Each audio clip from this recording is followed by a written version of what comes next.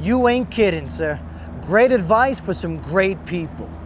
Now, speaking of great people, the medics of Fob Wilson are always on the move. Specialist Mike Monroe tells us all about it. Check these guys out. During any deployment, maintaining the health of the force is a must. The medical clinic at Fob Wilson is equipped to handle all types of patients. From sick call to trauma, the medics are prepared to treat any type of injury or sickness. For many of the medics, helping people brings a great sense of accomplishment.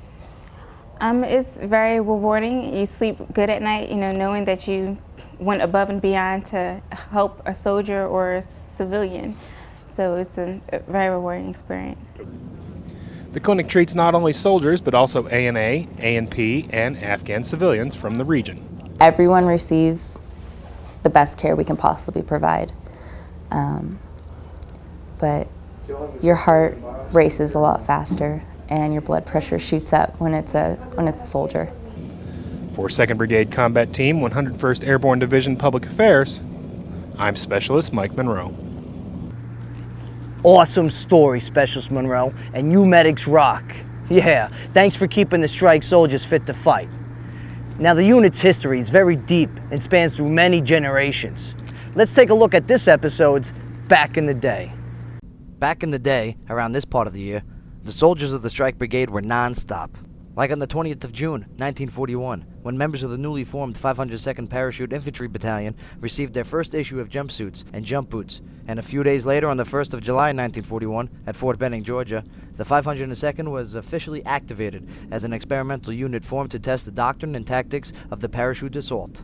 Then in July of 1942, the 50 Deuce was assigned to the 101st Airborne Division, and it's been rendezvousing with destiny ever since. Like on June 7th, 1944, the Bronze Star was awarded to Captain Cecil Simmons of the 502nd's Hotel Company for attacking and defeating a firmly entrenched enemy force in the vicinity of Houseville, France. And on June 8th of 1944, Lieutenant Jack F. Dulaney with the 50 Deuces India Company earned the Silver Star for leading his platoon against some tough enemies with some even tougher weapons. And for his actions on the 10th and 11th of June, 1944, First Lieutenant Ralph Gayhoff, the intel officer for 3rd Battalion of 502nd, earned the Silver Star for successfully gathering information as to the location and strength of Nazi forces, all the while being pinned down by enemy fire in the Nazi stronghold of Caratan, France.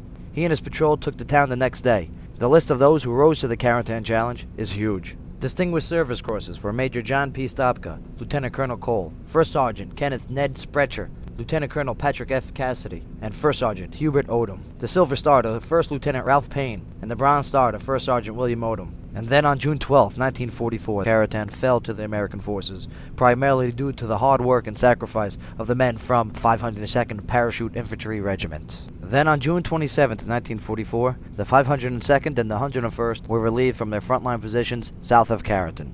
A couple of weeks later, on July 11, 1944, the 502nd returned to England from Normandy and received replacements and prepared for their next jump into combat.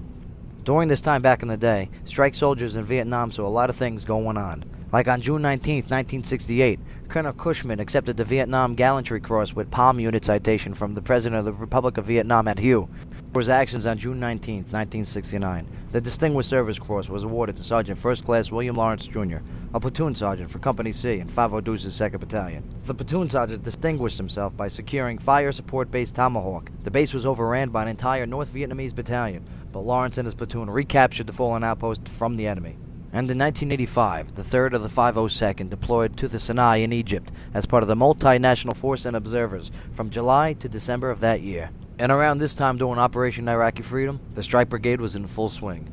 Like on June 12, 2003, when former Iraqi military caused civil unrest, protesting in front of the Mosul government building, where hundreds of the protesters gathered voicing their complaints. Now, former regime loyalists captured the opportunity to instigate violence in the city, turning the relatively peaceful protest into a violent demonstration involving the use of weapons. 502nd 2nd Battalion was first on the site and provided initial containment and overwatch of the riot. As the riot progressed, two 50 Deuce remained steadfast and contained the riot until the late afternoon, thus preventing the unrest from becoming out of control. By the evening, the crowd dispersed, and an aggressive traffic control point and patrol plan restored order back to the city. And you gotta remember this one. On July 22, 2003, after receiving reports on the whereabouts of Hussein Uday Hussein, the number 2 and number 3 respectively on the CENTCOM most wanted list, the 502nd rapidly moved in to assist in the operation at the target house.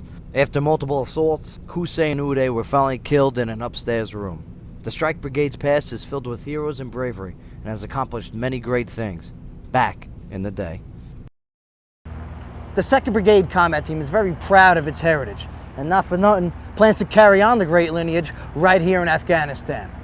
Well, as you can plainly see, the Strike Brigade is doing its part in Operation Enduring Freedom, and plans to continue to do so throughout its deployment. Much respects to the units for letting us tell their stories right here from Fob Wilson. Thanks for checking us out, and thanks for all that you do. And remember, we are Strike Soldiers. I'm Specialist Joe Padula with the 2nd Brigade Public Affairs Office, and I'll talk to you later. Absolutely.